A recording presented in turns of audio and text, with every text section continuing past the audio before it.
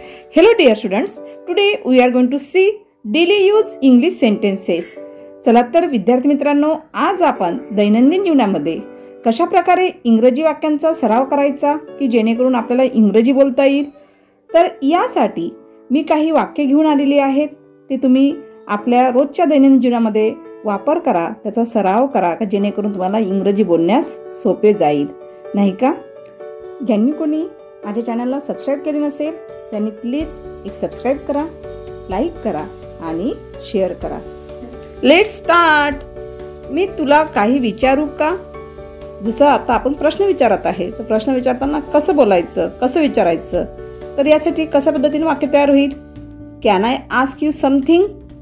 Can I ask you something म्हणजेच helping व्हर्बनी वाक्याच्या सुरुवात करावं लागेल. हो का नाही म्हणजे आपल्याला जर विचारायचं असेल तर समोरचा व्यक्ती काय उत्तर देईल? हो का नाही असं म्हणायचं असेल तर काय म्हणणार आपण? Yes why not. Yes why not. ठीक आहे. That's all right. That's all right. शाबास, चालू ठेवा. असं म्हणायचं असेल तर काय म्हणायचं? Well done. Keep it up. कारण एखाद्या विद्यार्थ्याने किंवा एखाद्या आपल्या मुलाने जर चांगल्या प्रकारचं काम केलं असेल किंवा चांगले मार्क्स मिळाले असेल तर आपण आपल्या मुलाचं अप्रिशिएट करायला पाहिजे, म्हणजे कौतुक करायला पाहिजे, म्हणजे जेणेकरून आपला मुलगा काय करेल?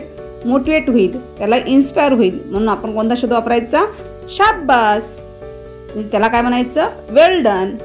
Keep it up. Keep it up म्हणजे असंच चालू ठेव, अशीच तुझी प्रगती राहू दे. म्हणजे समोरच्या मुलाला सुद्धा कसं वाटते? खूप चांगलं वाटेल. तुझ्याशी नंतर बोलते. Talk to you later. Talk to you latter.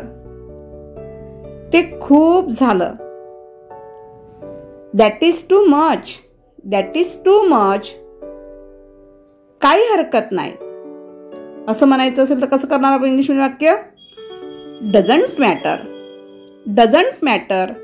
बरेच वेळा होत असते आपल्याकडून काही, तर आपण म्हणतो काही हरकत नाही. तर अशा वेळेस काय वापरायचं? आपण बोलताना डझंट मॅटर हा शब्द वापरायचा. तुम्ही काय घ्याल?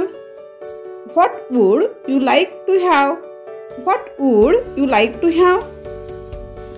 तू माझ्यासोबत येते का? Are you coming with me? जर आपल्याला सोबत घ्यायचं असेल तर आपण विचारायचं, are you coming with me? माझ्या मनात आले. It cross my mind. It cross my mind. Thank you.